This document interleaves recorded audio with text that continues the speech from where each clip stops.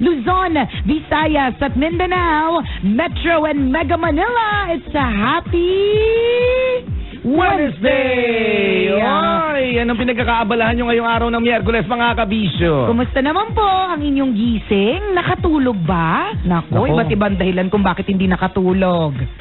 Number one. May kinuting-ting partner. Ay? Gusto ko yan yung kuting-tingan sa gabi. Napuyat ako kagabi, pre. Nagkuting-tingan kasi kami. Bakit ganon? Parang may iba siyang kahulugan pag sinabing may kinuting-ting ka. Correct, diba? Pero sa totoo lang, ang dami mo naman pwedeng kuting-tingin eh. Diba? Pwede kang magkuting-ting ng mga isa lang kasi naisip ko pwedeng kuting-tingin. Wala tuloy ako maisip na iba. Pambihira. Ako pagkagabi, pag feeling ko, alam mo yung you're just killing your time. Gusto mo, nagpapaanto ka lang. Ako yung mga abubot ko sa kwarto, partner. Talaga?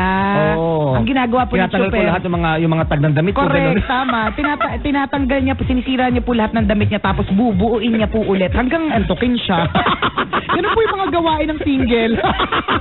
Wala kasing ibang kinukuting-ting. Para kasi hindi mapakali mga daliri ko, gano'n. Para may gusto siyang galawin eh. Correct. Kaya lang, wala naman siya magalaw na iba.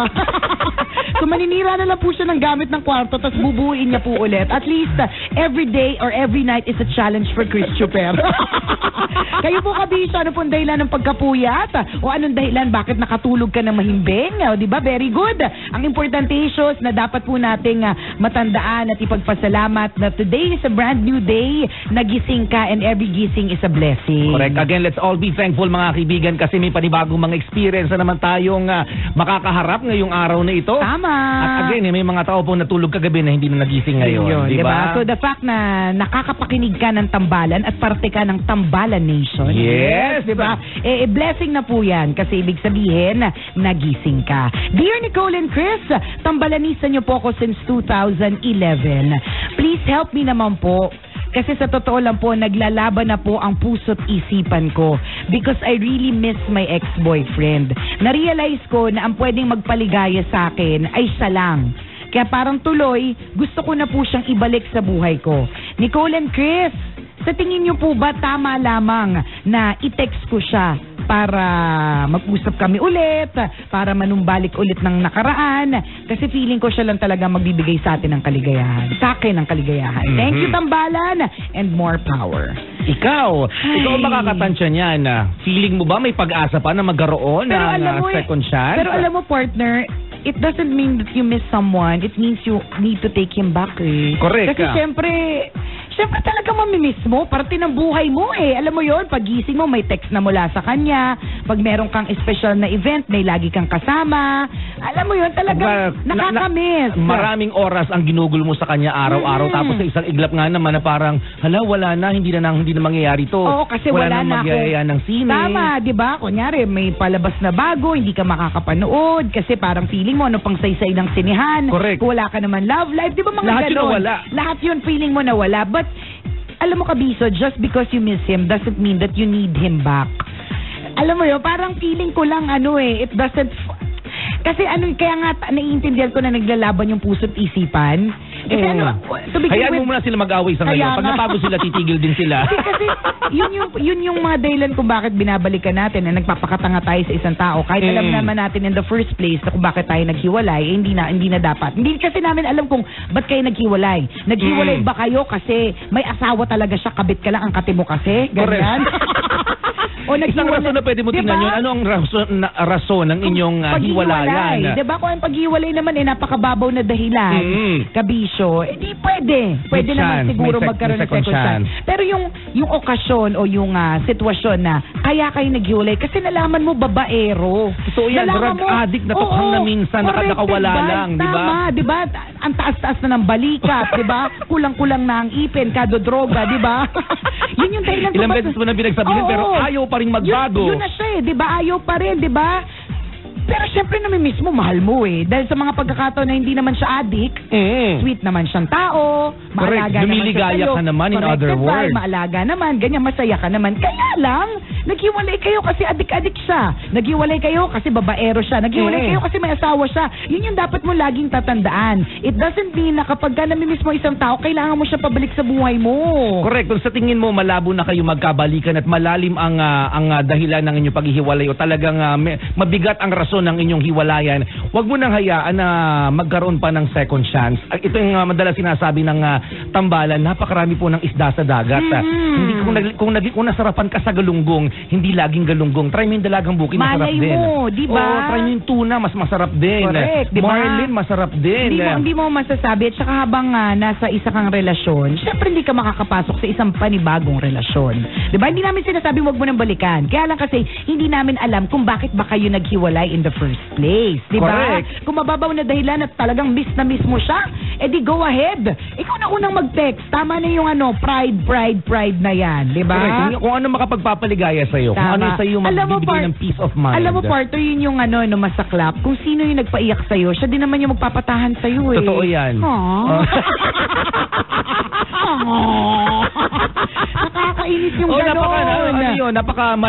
Isang malaking katotohanan yun. Correct. Ang taong nagbibigay ng pain sa'yo ay ang taong magpapaligaya sa'yo. Oo, yun din yung taong mag-aalis ng mga luha mo. Yung taong nagpaluha sa'yo, yung taong rin magpapaalis ng luha mo. Kaya lang. And vice versa yun ha. Kung ang taong nagpapaligaya sa'yo ngayon, yan din ang taong magpapaiyak sa'yo. Yun din, di ba? Yun yun. Kaya lang, yun din yung magpapaiyak sa'yo. Correct. Di ba? So, minsan kasi natatakot tayo sa idea of being alone.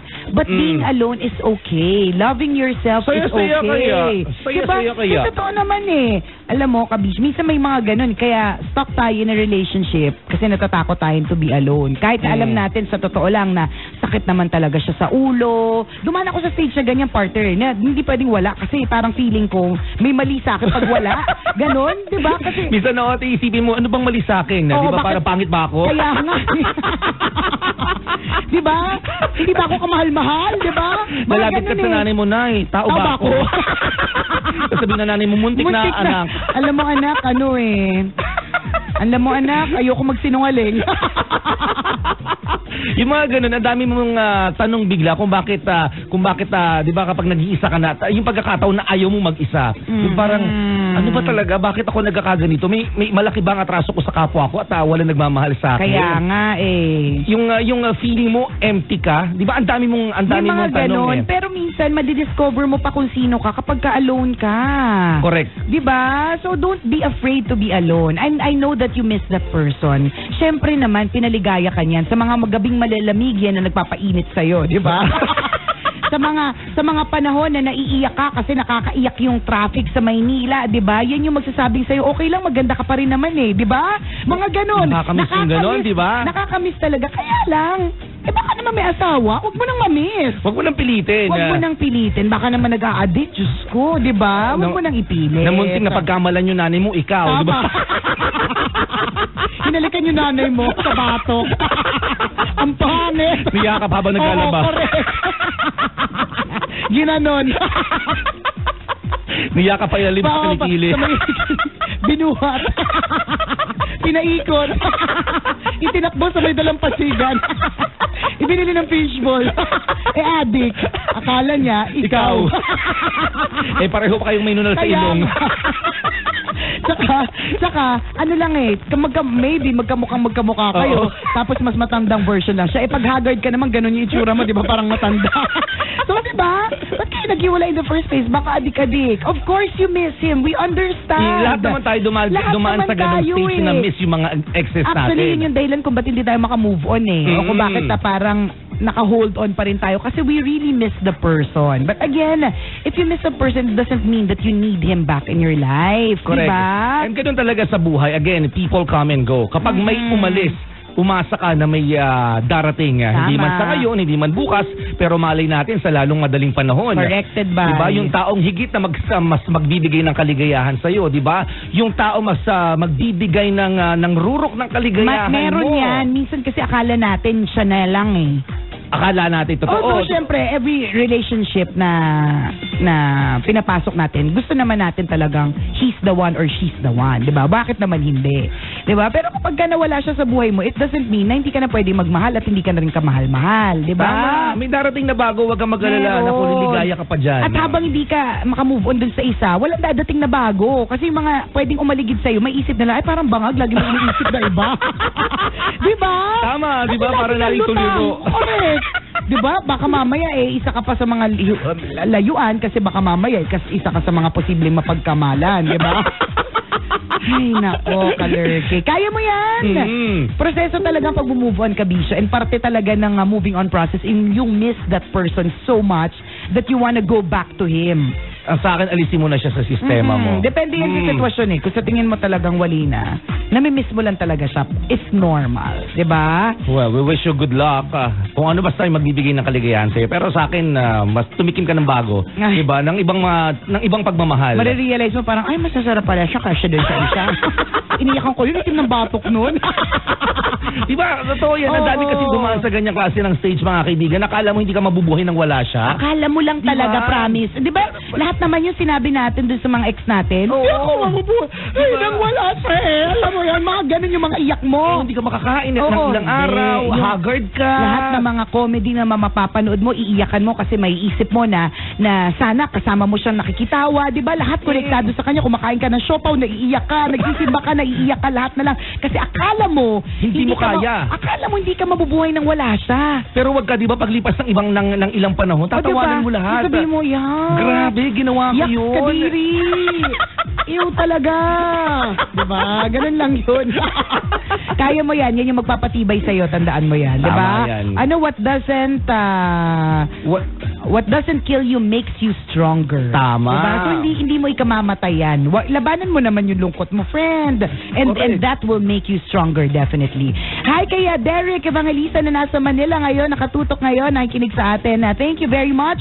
And batiin din natin ang happy birthday ang ating masugid na tambalanista na si Tommy Mopia. Yan. Yung dumalaw sa atin mula sa LA, tapos ang pasalubong sa atin, bongbongs mula sa Los Angeles, California, pero ang pasalubong sa tambalan, piyaya, biskotso.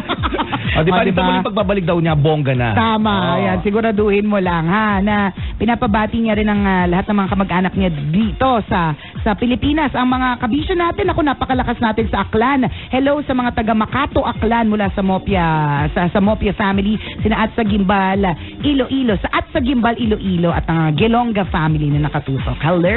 Ang mga friends natin sa Lawag City, good morning. Ang pamilya ni Benny de la Cruz nakatutok sa atin kung saan ang kanyang tatay ay nagse-celebrate ng kanyang birthday today. Happy birthday, tatay! Tatay Cesar de la Cruz ng Lawag City, good morning! Tatay Cesar, happy birthday and enjoy your special day. Ayan. At huwag niyo pong kalilimutan dun sa lahat ng mga kabisya natin meron po tayong libreng concert. Yes! Kasi alam niyo po, 15 years na pong number 1 ang Love Radio. I know, right? I know, right? So naisip namin, bakit hindi namin libutin ng 15 cities dito sa Maynila? Imagine, diba? Talagang susuguri natin ang 15 cities na yan dito sa Mega Manila. Tama, bilang pasasalamat, diba? Dahil 15 years na po tayong number 1, diba? I know, right? Always your number 1. And sa darating na Saturday, yung umpisa po ng aming I Know, Right? The Concert Series na magaganap po sa Quezon City. Yan po yung unang syudad na pupuntahan namin. Kaya sa lahat ng mga kabisyo natin sa Kamuning, Quezon City, kita-kits po tayo mga alas 7 ng gabi hanggang mga alas 10. Yan. Sa Bernardo Covered Court. Huwag kayo mawawala mga kabisyo kasi libre po ang concert na ito para sa inyong lahat. So yung malapit na sa area ng Bernardo Covered Court, Kamuning, Quezon City, magkita-kita po tayo dahil kasama natin ang mga naggagandahan at mga nagseseksiyang Go Girls. Siyempre si Myrtle Sarosa. Yan, siyempre ang bandang Kala Lily. And of course, ang inyong mga paboritong Love Radio DJs, makakapiling po ninyo. Again, that's on Saturday na po mga kabisyo, so please don't miss it. Kita-kits! Ilang tulog na lamang yan, no? Naku, napakarami pa po ng mga syudad namin pupuntahan, kaya huwag kayong mawawala. Abangan niyo po yan. Corrected by Osha, sa lahat ng mga kabisyo natin na nakantabay, maraming salamat po. Mamaya tayo ulit alas 9 magkakabanding-bandingan para naman sa kwento ng ating Mahiwagang Burnay. Maraming salamat sa inyo mga kabisyo. Kayo po ang dahilan kung bakit kami nananatiling number 1, always the number 1 FM radio station for 15 years. 15 anyos na tayo. Dalaga na!